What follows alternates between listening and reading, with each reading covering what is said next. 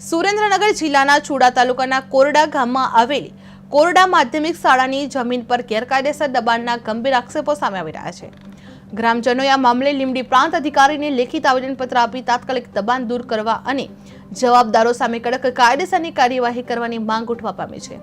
આવેદનપત્રમાં જણાવ્યા મુજબ જિલ્લા કલેક્ટર દ્વારા શાળાને ફાળવવામાં આવેલી જમીનમાં ગામના તેમના સગા સંબંધીઓ દ્વારા આશરે 1 એકર જમીન પર ગેરકાયદેસર બાંધકામ કરીને કબજો કરવામાં આવી રહ્યો છે, જે શિક્ષણ માટે ફાળવેલી જમીન પર થયેલા દબાણને લઈને ગામમાં ભારે રોષ જોવા મળી રહ્યો છે અને ગ્રામજનો દ્વારા તંત્ર પાસે પણ ન્યાયની માંગ ઉઠવા પામી રહી છે। જે કોરડા શાળાની જમીન પર ગેરકાયદેસર દબાણ કરવામાં આવી રહ્યા છે, જે ગ્રામજનોએ પ્રાંત અધિકારીને આવેદનપત્ર પાઠવવામાં આવ્યું છે, જે સરપંચ પર શાળા જમીન કબજાનો આક્ષેપ કરવામાં આવી રહ્યો છે। જે 1 એકર જમીન પર ગેરકાયદેસર બાંધકામ કરવામાં આવી રહ્યા છે, જે શિક્ષણની જમીન બચાવવા ગ્રામજનોએ માંગ કરવામાં આવી છે। જે સુરેન્દ્રનગર સરપંચ પર શાળા જમીન પર કબજાના આરોપ કરવામાં આવી રહ્યા છે, જે ચુડા તાલુકાના કોરડા ગામમાં આવેલી કોરડા માધ્યમિક શાળાની જમીન પર ગેરકાયદેસર દબાણના ગંભીર આક્ષેપો સામે આવી રહ્યા છે। જે ગ્રામજનોએ આ મામલે લીંબડી પ્રાંત અધિકારીને લેખિત આવેદનપત્ર આપી તાત્કાલિક દબાણ દૂર કરવા અને જવાબદારો સામે કડક કાર્યવાહી કરવાની માંગ ઉઠવા પામી છે। જે આવેદનપત્રમાં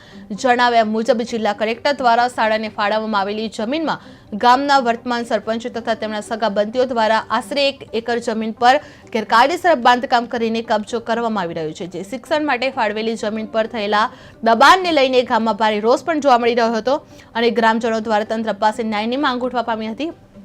સુરેન્દ્રનગરમાં આવેલ કોરડા શાળાની જમીન પર ગેરકાયદેસર દબાણ કરવામાં આવી રહ્યા હતા, જે હટાવવામાં આવી રહ્યા છે।